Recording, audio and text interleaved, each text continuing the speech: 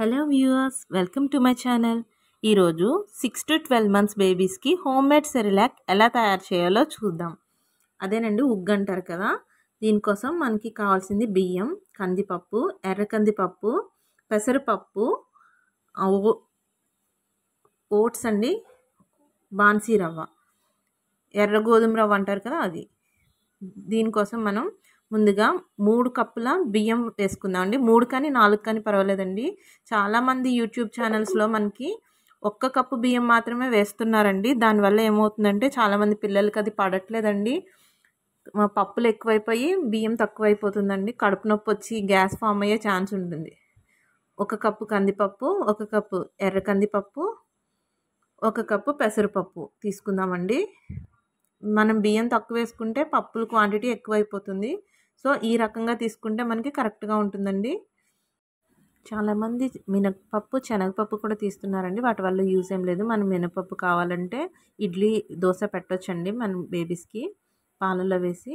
ఈ పప్పులు బియ్యం బాగా మిక్స్ చేసి పెట్టుకోవాలండి. బాన్సీ రవ్వ, ఓట్స్, డ్రై ఫ్రూట్స్ ఇవి ఆప్షనల్ అండి. మీకు కావాలంటే వేసుకోవచ్చు, లేదంటే అవసరం లేదండి. వీటిని బాగా కడిగేసుకొని 2-3 సార్లు మంచి ఎండలో 1-2 రోజులు ఆరబెట్టుకోవాలండి. అవి బాగా డ్రై అయిపోయిన తర్వాత మనం తెచ్చుకొని 1 స్పూను సోంపు, 1 స్పూను జీలకర్ర, 1 స్పూను వాము తీసుకొని మనం డ్రై రోస్ట్ చేసుకోవాలండి. ఒక కడాయిలో మనం జీలకర్ర 2 స్పూన్స్, 1.5 స్పూన్ వేసుకున్నా కూడా పర్వాలేదండి. అలాగే దీని తర్వాత మనం డ్రై ఫ్రూట్స్ కూడా కాజు, బాదం, ఎండు ఖర్జూరం 6-8 వరకు మనం వేసుకొని డ్రై రోస్ట్ చేసి మిక్సీ వేసి జల్లించుకోవాలండి. ఇప్పుడు బియ్యాన్ని కూడా మనం అలాగే కొంచెం కొంచెం తీసుకొని మిక్సీ వేసుకోవాలండి. అలాగే పూర్తిగా బియ్యం పప్పులను మిక్సీ వేసేసుకొని చక్కగా జల్లించుకొని మెత్తటి పౌడర్ వచ్చే వరకు దాన్ని జల్లించుకోవాలండి. జల్లించినప్పుడు కొంచెం రవ్వలాగా మిగులుతుంది కదండి, దాన్ని మళ్ళీ జల్లించుకోవాలండి.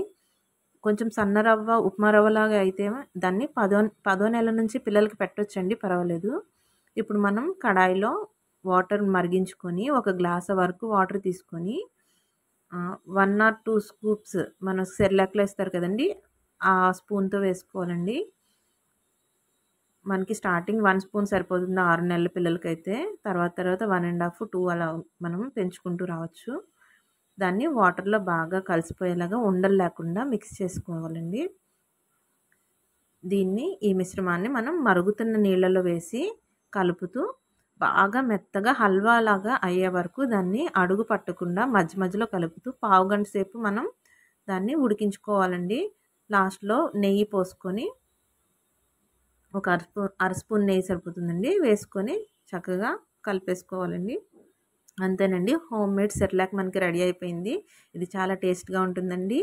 మనం 10వ నెల వరకు పిల్లలకి ఉప్పు వేయక్కర్లేదండి, సాల్ట్ అనేది యాడ్ చేయక్కర్లేదు. 10వ నెల తర్వాత కూడా పిల్లలు ఇష్టంగా తింటుంటే సాల్ట్ అనేది 1 year వరకు కూడా మనం పిల్లలకి పెట్టక్కర్లేదండి. పిల్లలు ఇలాగే తింటారు.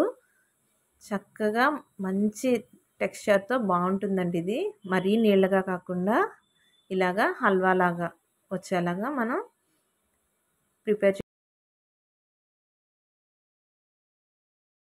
దీనిని రోజుకి 2 సార్లు కంటే ఎక్కువ పెట్టకండి. మిగతా డైట్లో ఫ్రూట్, వెజిటబుల్ ప్యూరీస్ పెట్టండి.